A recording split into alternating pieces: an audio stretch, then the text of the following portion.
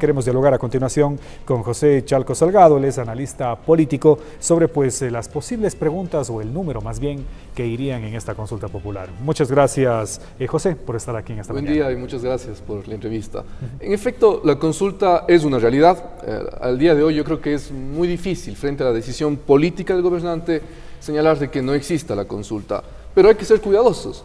Una cosa es la decisión política que pueda tener en este momento el Ejecutivo y otro momento posterior es la pertinencia o no pertinencia de esa consulta, que lo tendrá que definir en un dictamen previo la Corte Constitucional de acuerdo a la Constitución ecuatoriana y de acuerdo además a la Ley Orgánica de Garantías Jurisdiccionales y Control Constitucional y al Código de la Democracia. Es decir, la última palabra de si la consulta popular va porque va, la tiene la Corte Constitucional. Una Corte Constitucional que a propósito ha tenido una actuación en estos últimos años, pues que deja mucho que desear, que tiene muchas configuraciones quizás antidemocráticas, anticonstitucionales, y ahí está el problema.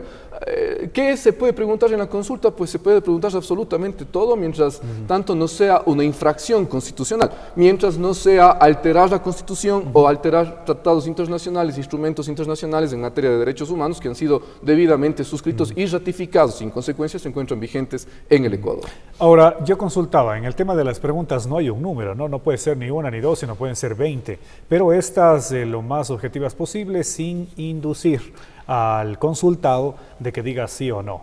Que diga sí o no, pero no con respuesta. Así es, el Código de la Democracia establece claramente de que la parte que motiva la consulta, es decir, cada pregunta tiene una razón de ser, una motivación, y esa motivación no tiene que ser una motivación que induzca una respuesta al elector, es decir, tienen que ser preguntas claramente objetivas, que no señalen una respuesta donde se quiera obtener, y en ese contexto es netamente una consulta técnica. Pero aquí, Wilmer, hay que ser muy categóricos en señalar qué se puede preguntar. Y ahí hay quizás un punto de quiebre con todo lo que yo he escuchado que se viene discutiendo, y que quizás no se ha puesto en el tapete sobre que una consulta no puede ser un fraude constitucional. ¿A qué me refiero? La consulta está realizada para precisamente generar preguntas a la población de diversos temas, pero no de aquellos temas que deben ser consultados, o deben ser puestos a consideración de la población a través de mecanismos específicos. Se habla del Consejo de Participación.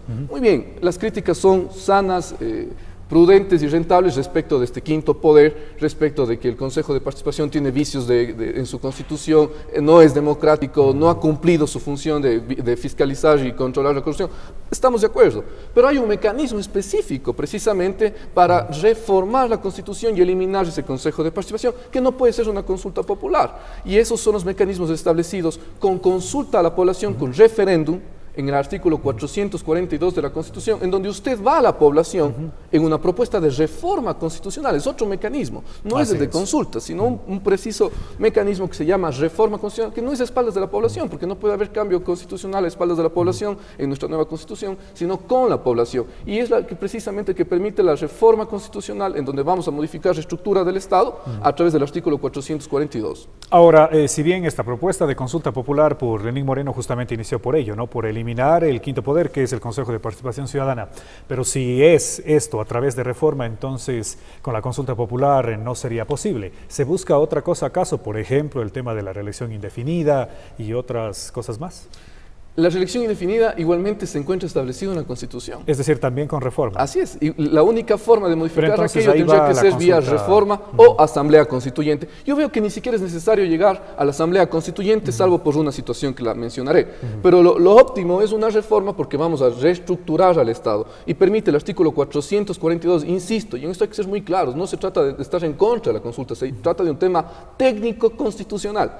El artículo 444 le dice a usted, si va a reestructurar al Estado, las estructuras o funciones del Estado, úseme a mí, al artículo 442, para eliminar Consejo de Participación, para eliminar reelección indefinida, y esa es la única forma constitucional, legítima, democrática, e insisto, que no es a espaldas de la población, que es con la población. Entonces la consulta popular sería ilegítimo, si es que le ponen allí la eliminación del quinto poder. La consulta popular está prevista en la Constitución, en el artículo pero sería ilegítimo el Consejo de Participación Ciudadana eliminarlo. Lo que pasa es que sería inconstitucional que a través de la consulta popular queramos discutir sobre estructura del Estado, porque no podemos a través de consulta, sino vía reforma. Insisto, es una diferencia, consulta versus reforma. En la consulta pueden pueden entrar temas de importancia y que hay que ser muy objetivos también en esto, porque la población está con una serie de discursos de qué va en la consulta y demás. La consulta tiene que ser algo muy objetivo y serio. Podría preguntarse, por ejemplo, Yasuní, si deseamos conservar el petróleo sobre eso no es reformar la Constitución, eso es un tema de interés nacional. Y justamente uno de los temas que ha saltado, mi estimado José, es el tema de la minería. Por ejemplo, aquí en Azuay, recalco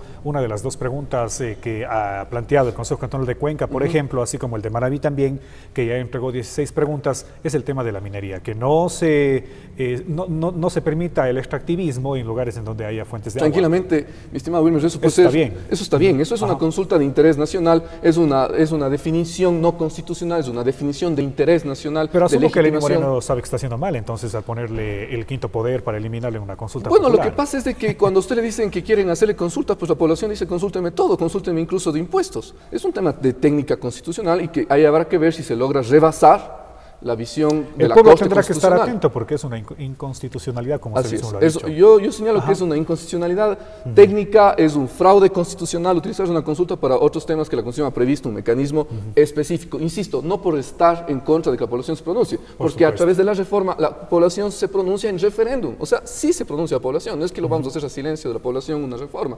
Luego, hay otros temas que se podrían consultar. Insisto, temas de minería que usted bien ha señalado, se podría consultar, por ejemplo, algo que está en debate, la legalización de drogas, el tema del aborto, es decir, temas que no están precisamente en una suerte de hacer una reforma estructural del Estado y que netamente se refieren a conceptos de interés nacional. Ahora vamos a fechas, suponiendo, ustedes que son más conocedores del tema, sabemos que se vienen fechas festivas para el país, ¿sería posible en este mismo año la consulta popular? Sabemos también que el Consejo Nacional Electoral está reestructurándose, o quedará para febrero, ¿qué es lo más posible? Los tiempos más o menos a contar son los siguientes, se necesitan yo promedio que 3 meses y medio, Ahora, 4. falta que pase por la Corte Constitucional, ¿no? Exacto, exacto. A ver, en primer lugar, el presidente tendrá que motivar y elevar la consulta. La consulta necesita un dictamen previo, vinculante de la Corte Constitucional, eso tiene tiempos, y luego el Consejo Electoral es el que organiza todo el proceso, que dice la ley que desde que recibe la solicitud tendrá que esperar 15 días para llamar elecciones, y el proceso eleccionario y todo el proceso que esto implica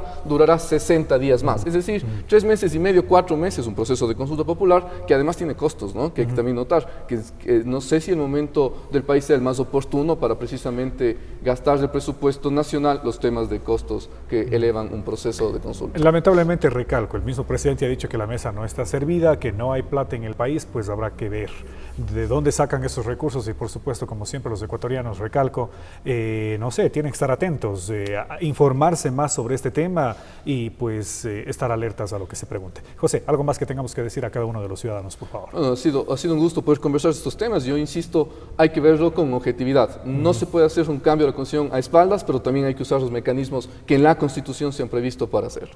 Muy bien, José Chalco Salgado en esta mañana con nosotros, analista político, dándonos a conocer pues sus puntos de vista sobre la consulta popular, preguntas y sobre todo lo que vendrá en los próximos días, porque esto recién empieza.